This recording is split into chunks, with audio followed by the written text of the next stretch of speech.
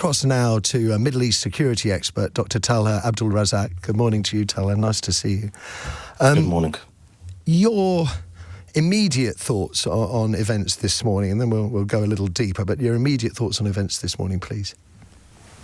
I mean, look, you're not going to find anyone who is more anti the Islamic Republic of Iran than me. I've been on the record so many times over almost 2 decades, being heavily critical of them for their involvement in Iraq, Syria, Lebanon, Yemen.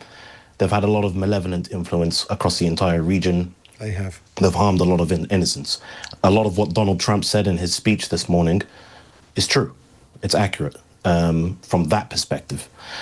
But on the flip side, I don't see how regime change or the agitation for regime change is going to be of benefit to anyone. A contained Iran, one that has been defanged, maybe with surgical strikes across its ballistic missile facilities, its nuclear facilities, as we know, have already been struck. Perhaps strike them again if they've been restarting enrichment. Something that kind of puts them back in the box would be more ideal than to destabilize an entire country of tens of millions of people, potentially starting a new refugee crisis, spinning over into Turkey, which borders Iran, spinning over into Iraq, spinning over through Turkey into Europe even.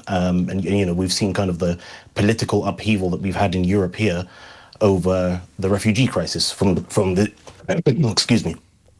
Syrian war. So I don't see this as a positive, despite my open opposition to the Iranian regime. Can I ask, sure, is that because you fear that if Ali Khamenei flees or is killed or has fled, as some reports are suggesting, that whatever replaces him could be worse? Is that your primary fear, that we're going to have years of civil war and instability before we find the kind of peaceful resolution that Donald Trump obviously favours, that we'd all want? I mean, look, it seems to me quite clear that the US has no interest in putting boots on the ground. That much is made clear by Trump himself when he said that, there's going to be bombs dropping everywhere, but this is your chance, rise up and do something about it, take back control of your country. There are a myriad of factions who see themselves as kind of the legitimate rulers of Iran, whether it's the monarchists, who are primarily more loud in the West and in the Iranian diaspora, the Mujahideen Khalq, as they call them, who used to be active in Iran before they got exiled to Iraq and then ended up into being various splinter groups around Europe as well.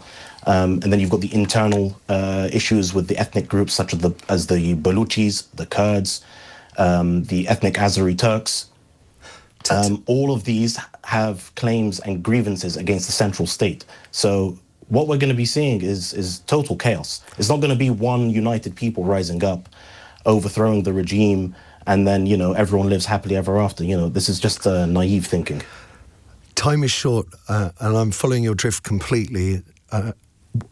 What should Israel and the United States and anybody in the West or elsewhere, what should we have been doing? What would you have liked to have happened this weekend or next weekend?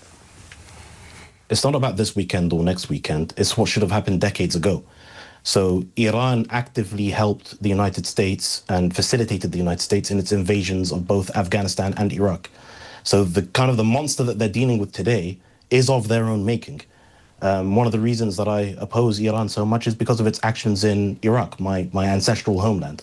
So I've been following that since the start of the war in 2003, and Iran actively facilitated that war. So it's all well and good now to attack them, saying that they've destabilized all these countries. But yes, they did. But who were they assisting while doing that? Forgive me. I totally understand your answer. But give me something positive. We can't change the past. We can't change the past. Give me something. Give me something I can work with, Tallha. I mean, look, one positive aspect is, if Khamenei goes, if his regime goes, there is a silver lining to every cloud. He is responsible for decades of pain and misery. There's no question about it. Like, even as recently, like with the collapse of the Assad regime in Syria and their reaction to it, we know what they did there. The atrocities, the sectarian attacks, the sectarian cleansing campaigns. All of these things are horrendous and caused a lot of global instability. So there's your positive there, if they go. But the positive will be followed by negatives. I fear you will be right. Dr. Tallha Abdulrazaq, pleasure speaking to you. Thank you for giving up your time this